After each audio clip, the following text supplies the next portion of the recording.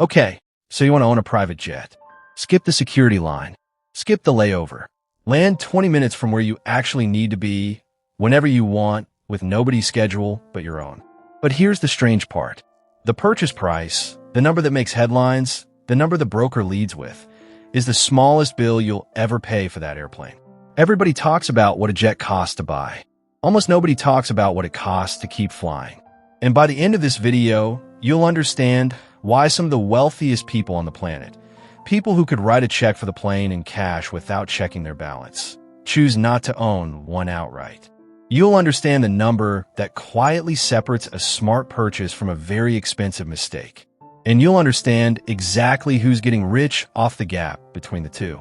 Let's start with the number everyone gets wrong first, the sticker price. A new Gulfstream G650, the jet that became the default status symbol for hedge fund managers and tech founders over the last decade, lists for between $65 and $78 million. A pre-owned one, 5 to 10 years old, still trades for $33 to $46 million. That's the number the broker shows you on the glossy PDF. That's the number that gets tweeted about when a celebrity buys one. And that's the number that convinces most first-time buyers they've just made the biggest financial decision of the purchase. They haven't. They've made the smallest one. Here's the part that breaks people's brains. Buying the jet is closer to buying the land under a mansion than buying the mansion itself. It's the entry fee. And even that entry fee is rarely paid in cash. Most private jet purchases at this scale are financed. And financing a $50 million aircraft the way you'd finance a house means real interest payments stacked on top of an asset that's already losing value the moment you take delivery. A $20 million loan over 10 years can add tens of thousands of dollars a month in interest alone. Money that buys you nothing except the right to keep making payments on a plane that's worth less every year you own it.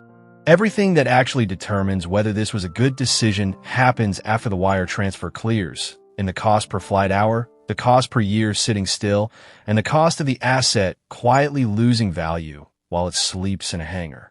A $65 million aircraft isn't a $65 million decision. It's a decision that compounds every single day you own it, whether you fly it or not. So let's follow the money past the sticker price, because that's where the real economics of owning a private jet actually live. First stop, the hourly bill. This is the cost of simply turning the engines on. Take that same Gulfstream G650. Industry cost guides put its direct operating cost, fuel, engine maintenance reserves, parts, and the labor to keep it airworthy at roughly $6,500 per flight hour. Factor in the fully burdened cost of ownership at a realistic 400 hours a year, and that number climbs past $8,000 an hour. A single 6-hour flight from New York to London, at that rate, costs somewhere north of $48,000 before you've paid a single dollar toward the jet itself, the crew's salary, or the hangar it sleeps in overnight. Fly that route round trip twice a month, and you've quietly spent over $1 million a year just moving air under the wings. And fuel is only one line item in that number. Every hour in the air also burns down an engine maintenance reserve, a fund the manufacturer requires owners to set aside per flight hour, because a Rolls-Royce engine overhaul on a jet like the G650 can run into the millions. You're not just paying to fly today. You're prepaying for a repair bill that hasn't happened yet, one engine cycle at a time. Smaller jets don't escape this math either. They just move the decimal point. A Gulfstream G280, a mid-size aircraft roughly half the price of the G650, still runs about $4,300 an hour in direct operating costs. A Gulfstream G450 runs over $6,000. There is no size of private jet where the hourly bill becomes a rounding error. It scales down with the aircraft, but it never disappears. So, here's the whole hourly reality in one sentence. Every hour you spend enjoying the jet is an hour you're writing a 5-figure check that never appears on the original sales brochure. Here's what nobody tells you before you book your first one-way trip. The hourly bill you just heard isn't only for the hours you're sitting in the cabin. It's also for the hours you're not. Fly your jet from New York to Miami for a weekend, and the aircraft doesn't just sit on the tarmac in Miami waiting patiently for your return flight. Crews have duty time limits. Aircraft need to reposition for the next trip. whether that's you flying back or the jet repositioning empty to pick up a maintenance slot. In the charter world, this is called a deadhead leg, flying an aircraft with no paying passenger aboard, and owners absorb the same cost on their own aircraft. You're paying full fuel burn, full crew hours, and full engine reserve accrual to move an empty cabin through the sky, because the jet has to be somewhere and someone has to fly it there. A one-way trip on a private jet is rarely priced like a one-way trip. Somewhere in the total cost of ownership, you're quietly funding the empty leg too. But the hourly bill isn't even the expensive part. The expensive part is the bill that arrives whether you fly or not. Because a private jet doesn't just cost money when it's in the air. It costs money while it's parked. Industry data on large cabin jets like the G650ER puts the fixed annual cost of ownership, the cost you pay no matter how many hours you fly, at around $770,000 a year.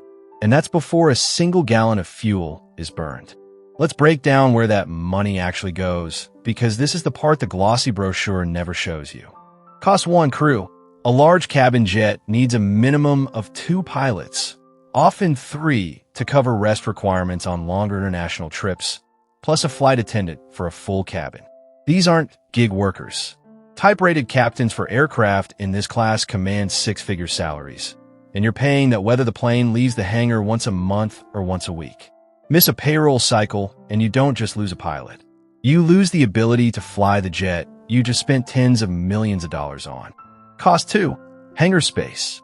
Parking a $60 million aircraft outdoors in the rain isn't an option. Exposure alone accelerates corrosion on the airframe and can void parts of the manufacturer's warranty. Hangar space at a major hub airport is its own real estate market, competing directly with every other owner who's had the same idea. And for an aircraft this size, that's a 6-figure line item on its own every single year. Cost 3. Insurance. Hull insurance on a jet worth tens of millions, plus liability coverage that has to account for the fact that you're now responsible for everyone on board and everyone underneath the flight path, adds another significant 6-figure premium every year. The bigger and more capable the aircraft, the more the insurer prices and the size of a worst-case claim. Cost 4. Management and recurrent training. Someone has to schedule the crew, handle the maintenance logs, follow the flight plans, and keep the aircraft compliant with aviation authorities in every country it lands in. Most owners outsource this entirely to an aircraft management company, and pilots need recurrent simulator training multiple times a year just to keep their certifications current. Training that costs tens of thousands of dollars per pilot per session, whether the aircraft is flown that quarter or not. Added up, and total fixed costs on a large cabin jet routinely land between $500,000 and $2 million a year before the plane has flown a single mile. That's not the cost of flying private. That's the cost of the right to fly private, whether you use it or not. So here's the setup stakes worth sitting with for a second. If you're the kind of buyer who flies 6 or 7 times a year for family vacation, you're paying nearly $1 million in fixed costs to justify a handful of trips that a charter company would have flown you on for a fraction of that. No crew to employ, no hangar to rent, no insurance policy in your name. The jet isn't expensive because you fly it. It's expensive because you own it. Anyway, if you're new here, this channel breaks down the real economics behind the assets that look glamorous from the outside. Casinos, hotels, shopping malls, and now the machines that fly the ultra-wealthy across the world. If you want to actually understand how money moves behind the businesses everyone assumes they understand, subscribe, because this is exactly what we do every single week. Now here's where it gets genuinely interesting, because there's one force that keeps otherwise rational people buying jets despite everything you've just heard: the tax code. Under bonus depreciation rules that followed the 2017 Tax Cuts and Jobs Act, a business that buys a private jet and uses it primarily for business purposes could, for a period, write off 100% of the purchase price against taxable income in the very first year. Buy a $40 million jet, deduct $40 million off your taxable income immediately, instead of spreading that deduction out over 5 years the old-fashioned way. That single provision didn't just save owners money. It changed buying behavior across the entire industry. Transaction volume for private jets consistently spikes in a year's bonus depreciation sits at or near 100% and cools when the deduction phase is down. This is genuinely rational for the right buyer. A profitable business owner in a high tax bracket, using the jet primarily to move executives between real business meetings, can turn a chunk of the aircraft's cost into an immediate tax shield. But here's the part that gets lost to the country club, where this idea tends to spread from person to person. The deduction reduces what you owe the government. It does not reduce what you actually spent. You still wrote a check for tens of millions of dollars. You still owe the hourly costs. You still owe the fixed costs. You've simply made the initial purchase cheaper after tax than the sticker price suggested, which is a real benefit, but a much smaller one than the size of the write-off makes it feel. Genuinely rational people convince themselves a bad financial decision is a good one the moment a tax deduction is attached to it. The deduction is real. The math underneath it usually isn't. Now let's get to the number that quietly does more damage than fuel, crew, hangar fees, and interest payments combined. Depreciation. Here's what nobody tells you when you're standing on the tarmac, admiring the paint job. The moment you take delivery of a new private jet, it starts losing value, and it doesn't lose it slowly. Industry data shows a new business jet can shed roughly 10 to 15% of its value in the first year alone. On an $80 million aircraft, that's $8 to $12 million gone before the plane has completed its first annual inspection. Not spent, not stolen, just gone the moment a newer model exists and yours is no longer it. Large cabin, long-range jets, the G650S and Global 7500s of the world typically depreciate 20 to 26% over their first 5 years. Smaller, more commoditized light jets depreciate even faster because there are simply more of them competing for the same pool of pre-owned buyers. The most popular light jet in the world, the Embraer Phenom 300, loses roughly a third of its value in its first 5 years, close to $1 million a year in raw dollar terms, on an aircraft that costs a fraction of what the G650 does. Why does this happen so consistently? Because a private jet isn't like a car losing value against inflation. It's a depreciating asset competing against its own manufacturer. Every few years, Gulfstream, Bombardier, and Dassault release a newer, more efficient, longer-range version of exactly what you own, and the moment they do, your aircraft becomes yesterday's technology with today's maintenance bills. Gulfstream itself ended new production of the G650 in favor of the newer G800. If you bought the outgoing flagship, the manufacturer just quietly told the entire market that something better exists now, and your resale value absorbed the announcement. The used private jet market is enormous specifically because depreciation is enormous. Someone is always trying to exit before the curve gets worse. The math always wins eventually. And on a private jet, the math is running against you from the moment the wheels first leave the runway. So if the purchase price is a trap, the fixed costs are brutal, and the depreciation is savage, why does anyone own a private jet outright at all? Why hasn't everyone with the money simply switched to chartering? The answer is one number: hours flown per year. And this is where the real economics finally reveal themselves. Industry analysts consistently land on the same range. Full ownership only makes financial sense once you're flying somewhere between 200 and 400 hours a year. Below that, chartering, simply paying by the flight, is almost always cheaper because you're not carrying 6 or 7 figures of fixed cost to fly a handful of trips a year. Above 300 or 400 hours, the fixed costs finally get spread thin enough across enough flight hours that ownership starts to genuinely beat paying for charter flight by flight. The problem is almost nobody who buys a private jet actually flies at 200 hours a year. Most private owners fly a fraction of that, closer to 50 or 100 hours, according to industry data, which means most private jets in the world are, by the numbers, a financially irrational purchase for the person who bought them. They bought convenience and status. They did not buy an asset that pencils out. This is exactly the gap Warren Buffett spotted in 1998, and it's one of the most instructive case studies in the entire private aviation industry. Berkshire Hathaway acquired NetJets, the company that pioneered fractional ownership, selling wealthy buyers a slice of a jet instead of the whole aircraft for $725 million. The pitch was simple: guaranteed access to a private jet without carrying the full weight of ownership. A 1/16 share, roughly 50 flight hours a year, without buying an entire aircraft, hiring your own crew, or renting your own hangar. Buy a 1/8 share instead, and you get roughly 100 hours. A quarter share gets you closer to 200, right at the point where full ownership starts to make more sense than fractional access. NetJets wasn't a smooth business, even under Buffett. The 2008 financial crisis gutted demand for private aviation just as hard as it gutted everything else, and NetJets posted a net loss of $711 million in a single year. Buffett later admitted in his own shareholder letter that NetJets would have gone under without Berkshire's backing.